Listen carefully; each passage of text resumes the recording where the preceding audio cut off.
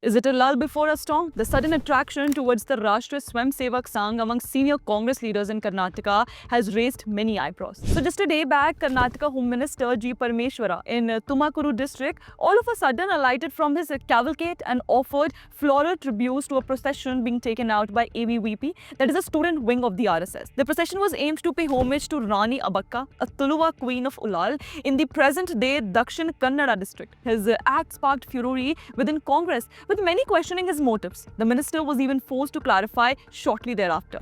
This comes when on August 21st, Deputy CM D.K. Shiv Kumar sang the RSS anthem Namaste Sada Vatsale Matribhume. That too inside the State Assembly in the presence of Congress legislators and amidst thumping of desks by BJP MLAs. सदा वत्सले मातृभूमि त्वया हिंदू भूमि सुगम वर्धितोहम.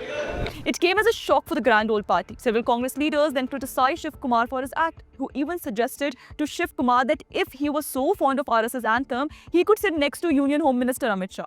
After much pressure of the High Command and his fellow Congress leaders, D.K. Shiv Kumar had to publicly affirm his loyalty to Congress the very next day. But then, the story does not stop here. A day after Shiv Kumar episode ended, another Karnataka Congress MLA, H.D. Ranganath, who is supposed to be very close to D.K. Shiv Kumar, sang the opening lines of the RSS anthem and appreciated the Deputy CM for singing it. While talking to reporters in his constituency, Kunigal, Ranganath termed the RSS anthem a very good song. Ranganath said, "I read its meaning. It says we should salute the land where we are born. I see nothing wrong in that.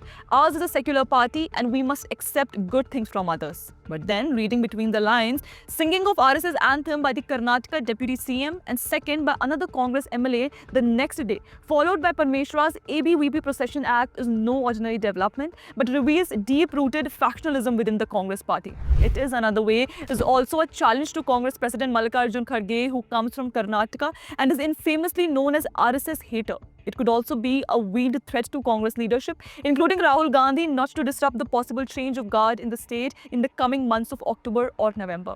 But then, Karnataka Chief Minister Siddaramaiah is busy in his own politics. He yesterday announced to put forward a proposal before Centre to rename Shivaji Nagar Metro Station as St. Mary Station. But then, why did he do this? Was this meant to assert himself in the wake of any possible change of guard in the state? While his deputy D.K. Shiv Kumar is in anticipation of chief ministership, a shrewd politician, Siddaramaiah knows what line he has to take. His close confidant, K.N. Rajanna, was recently dropped from cabinet on instructions of Rahul Gandhi for his adverse remarks on Rahul Gandhi's vote theft campaign. This seems to have weakened Siddaramaiah's hold and thus he is now resorting to name change politics. In all, Congress politics in Karnataka is expected to face tough times ahead. The way Congress's ministers are